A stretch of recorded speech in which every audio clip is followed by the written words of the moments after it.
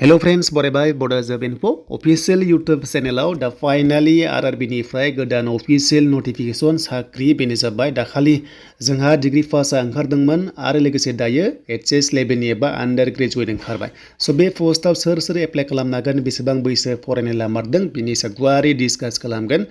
बेखायनो भिडिअखौ नोंथांमोना नायग्रोजोबदो आरो जायफ्रा चेनेलाव दासिमबो साबस्क्राइब खालामाखै खालामना ला जेब्लायबो साख्रिनि आपडेट नोंथांमोना बर' रावजों मोननो हागोन बेनो जाबाय Bodo Job Info YouTube चेनेलाव दा जोङो अफिशियल साइडआव फैबाय बेनिफ्राय जोंहा लेटेस्ट आपडेट फैबाय अफिशियल नोटिफिकेशन फार्स्टनि ऑप्शन 20 सेप्टेम्बराव नोंथांमोना क्लिक खालामदो बेनो जाबाय आन्डार ग्रेजुवेट नोंथांमोननि आरआरबी एनटिपिसिआव साख्रि स' बेयाव नोंथांमोना माबायदि एप्लाइ खालामनांगौ आरो बोरै खालामगोन बेनि सायाव भिडिअ फैखागोन बाट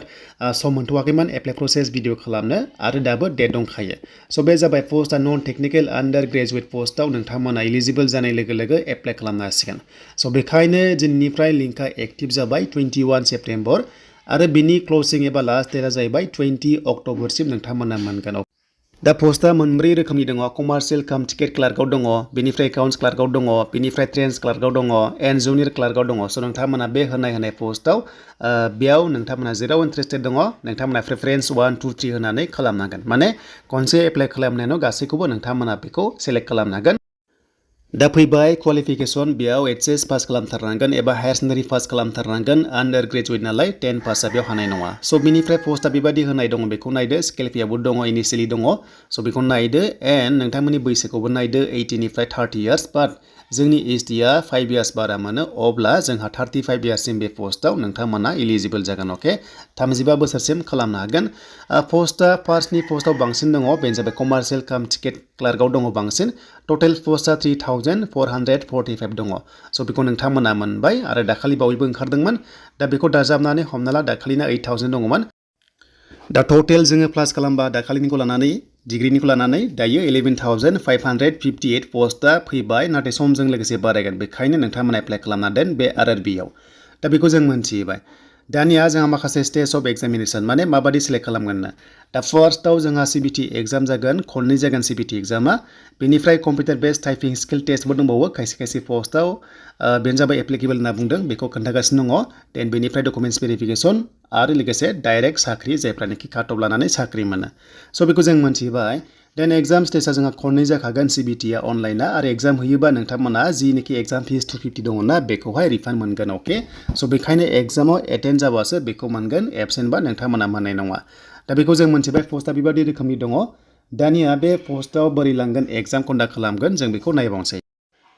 दा जेब्ला एग्जामा जागायगोन फार्स्ट स्टेजआव बेनिफ्राय बेयाव सेकेन्ड स्टेजआव थांनोबा 1:15 लांगोन माने मोनसे पस्टआव 65खौ लिंहरगोन सेकेन्ड एग्जाम थाखाय आरो बै सेकेन्ड एग्जाम पास जाबावबा 1:8 लांगोन नोंथांमोनखौ टाइपिं टेस्टनि थाखाय एबा स्किल टेस्टनि थाखाय बेखौ होनदों स' बेनिफ्राय बेयाव नेगेटिभ मार्किं दङ 1/3 दङ अके एडिआरना 1/4 बाट आरआरबिना जाबाय 1/3 दङ दा बे अफिसियेल नटिसखौ नोंथांमोना नायनोब्ला लिंकआ दङ डिसक्रिपसनाव नोंथांमोना चेक खालामनानै गासैबो नायनो हागोन स' बिनिफ्राय माखासे मेडिकेल टेस्ट दङ बेखौथ' मिन्थिखागौ मेडिकेल टेस्टआ जागोन दा जों एग्जाम प्रसेसखौ नायोबा जोंहा 90 मिनिट्स मोनदों एवारनेसनिफ्राय 40 बेनिफ्राय मेथ्सनिफ्राय 30 एन्ड GI आरो रिजनिंनिफ्राय 30 दङ गासै 100 कुइसन फार्स्टआव एन्ड सेकेन्डआव 120 कुइसन दङ नोंथांमोना सेम टाइम मोनदों एवारनेसनिफ्राय 50 मोनदों मेथ्सनिफ्राय 35 आरो रिजनिं GIनिफ्राय 35 दङ 1/3 बेयाव नेगेटिभ दङ बे मोननैबो एग्जाम पास जाबाथाय डकुमेन्ट्स भेरिफिकेशन बेनिफ्राय डाइरेक्ट साख्रि खायसे पस्टआव नाथाय खायसे पस्टआव स्किल टेस्ट दंबावो दा बेखायनो नोंथांमोना फार्स्टआव मोनदों कमार्शियेल काम टिकेट क्लार्कआवहाय नोंथांमोना खननै एग्जाम पास जाबानो डकुमेन्ट्स भेरिफिकेशन साख्रि बेयाव नोंथांमोना मा स्किल टेस्ट बेबायदि गैया देन बेनिफ्राय एकाउन्ट्स क्लार्कआव नायोबा नोंथांमोना टाइपिं स्किल टेस्ट दङ मोननै पस्टआव बेयाव 2 आरो 3 दङ नाथाय लास्टआव ट्रेन्स क्लार्कआवबो नोंथांमोना टाइपिं टेस्ट गैया माने खननै एग्जाम पास जाबानो डकुमेन्ट्स भेरिफिकेशन बेनिफ्राय साख्रि दा बेखौ जों मोनथिबाय नोंथांमोना फरायनाया मिनिमाम HS पास खालामथारनांगोन बे पस्टआव होमबासो हागोन आरो जायफ्रा डिग्री पास दङ नोंथांमोनाबो बे पस्टआव इलिजिबल जागोन दा बेनो बेनिफ्राय आसा खालामो पस्टआ खमथार जायफ्रानोखि इन्ट्रेस्टेड दङ मोजां फरायदोंबासो नोंथांमोना एप्लाइ खालाम आरो जायफ्रा गोसो दंथारो नोंथांमोनाबो एप्लाइ खालाम जानो हागौ भेकेन्सिया समजों लोगोसे बारायनाय चान्सआबो दङ दा बेनोमोन दिनैनि लेटेस्ट आपडेट आरआरबिनि अफिसियेल नटिफिकेशन